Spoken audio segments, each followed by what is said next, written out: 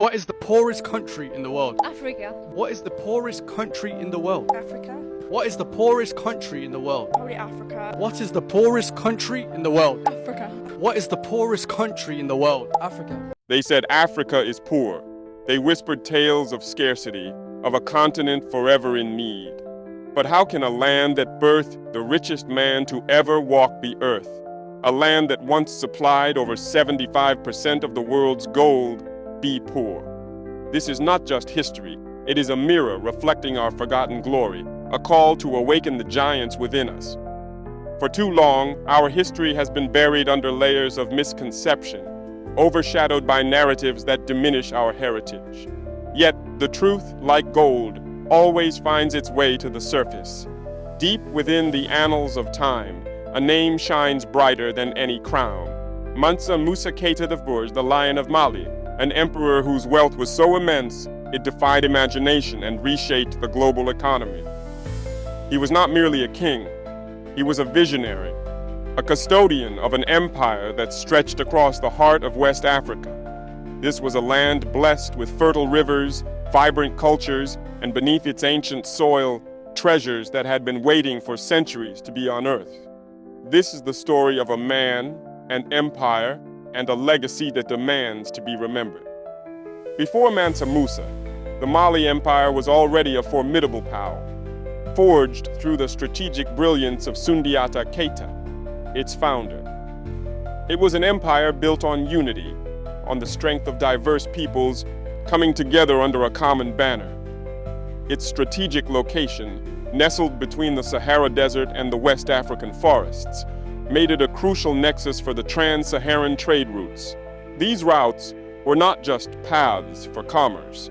They were arteries of cultural exchange, connecting distant lands and fostering a vibrant intellectual environment. The empire's prosperity was rooted in its abundant resources: gold from the Bambuk and Boer regions, salt from the vast desert mines, and ivory from its rich wildlife. These were not just commodities. They were the very sinews of its power, fueling its growth and influence. In the year 1312, destiny called Mansa Musa to the throne. He inherited an empire already rich in resources, but he possessed the wisdom and foresight to transform it into a beacon of civilization. His reign marked a golden age, a period of unprecedented prosperity, stability, and intellectual flourishing.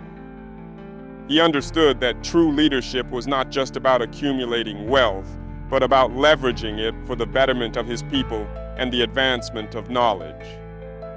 Under his astute guidance, Mali did not just participate in the trans-Saharan trade, it dominated it. The great cities of Gao, Timbuktu, and Miami became bustling hubs of commerce, scholarship, and artistry. Caravans laden with gold, salt, and other precious goods traversed the desert, connecting Mali to North Africa, the Middle East, and even Europe. This was an era when African ingenuity and economic prowess were at the forefront of global trade.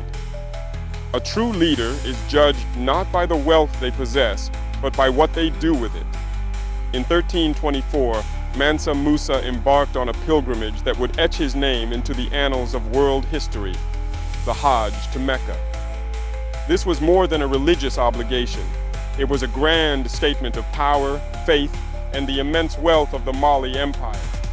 The scale of this journey was simply staggering, a spectacle that captivated the imagination of the known world. Imagine a moving empire, 60,000 men, including soldiers in fine silks, heralds announcing his arrival, and servants carrying provisions. 12,000 enslaved individuals accompanied the caravan, each adorned in rich brocade and carrying a bar of pure gold. 80 camels, each laden with 300 pounds of gold dust, marched alongside. This was not just a procession. It was a testament to the logistical genius and organizational prowess of the Malian state. As the caravan entered the cities of Africa and Arabia, Mansa Musa's generosity knew no bounds. In Cairo, the streets became rivers of gold. He distributed gold to the poor, gifted it to merchants, and bestowed it upon the rulers who welcomed him. His boundless generosity, however, had an unforeseen consequence.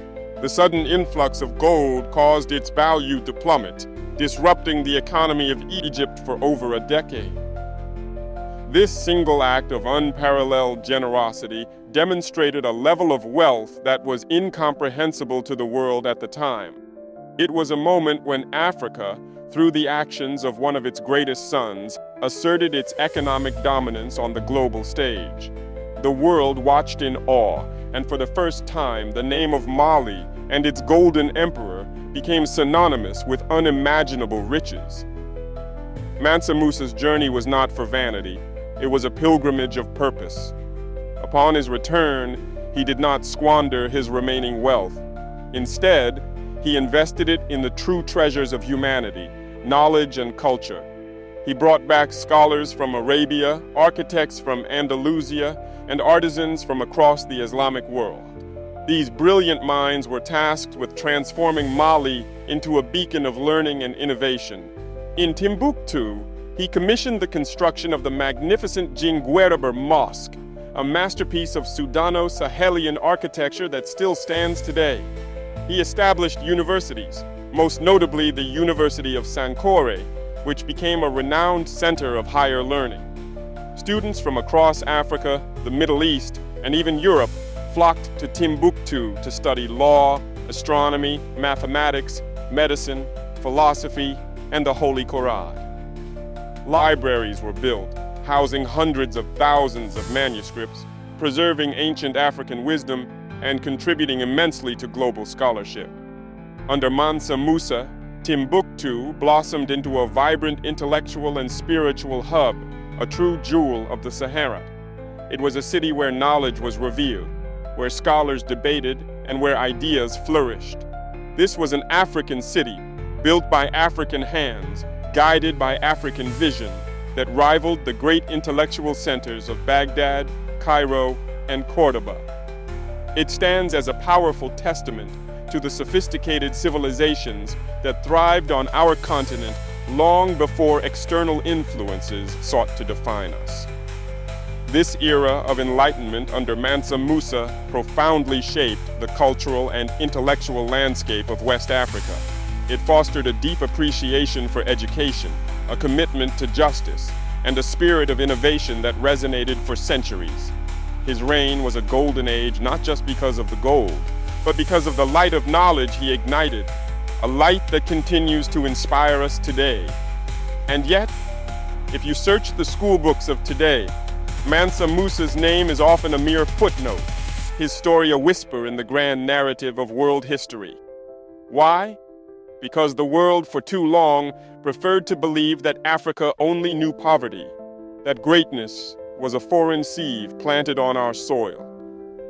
This deliberate erasure of our history has robbed generations of young Africans of their rightful heritage, their sense of pride, and their understanding of their own immense potential. But I tell you, greatness was born here. Wealth was forged here. Civilization was carved here in the hands of leaders like Mansa Musa. This is not just a story of one man. It is the story of a continent that pioneered, innovated, and contributed profoundly to the tapestry of human civilization. It is time to reclaim these narratives, to challenge the falsehoods, and to stand tall in the truth of our glorious past. Brothers and sisters, young Africans, history enthusiasts, Mansa Musa's legacy is far more than the gold he possessed. His true wealth was his vision, his unwavering commitment to education, justice, and the prosperity of his people. He understood that gold loses its shine, but knowledge lights the path for generations. He knew that a nation's greatness is not measured by the size of its treasury, but by the strength of its people's minds, the depth of their wisdom, and the unity of their spirit. So when you hear his name, do not just think of riches. Think of the empire that fed its people, educated its children, and commanded respect across oceans. Think of the leader who carried not just gold, but the pride of a continent, a beacon of what African leadership could achieve. His story is a powerful reminder that our ancestors were not just survivors, they were builders, innovators, scholars, and kings.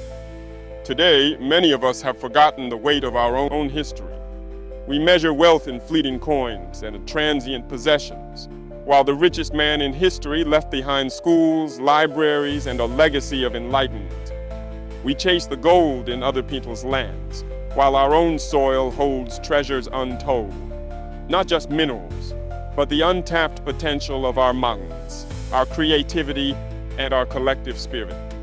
Look at his story and ask yourself, if Mansa Musa could build the greatest empire of his age without the machines, without the internet, without the loans and debts that often chain us today, what excuse do we have?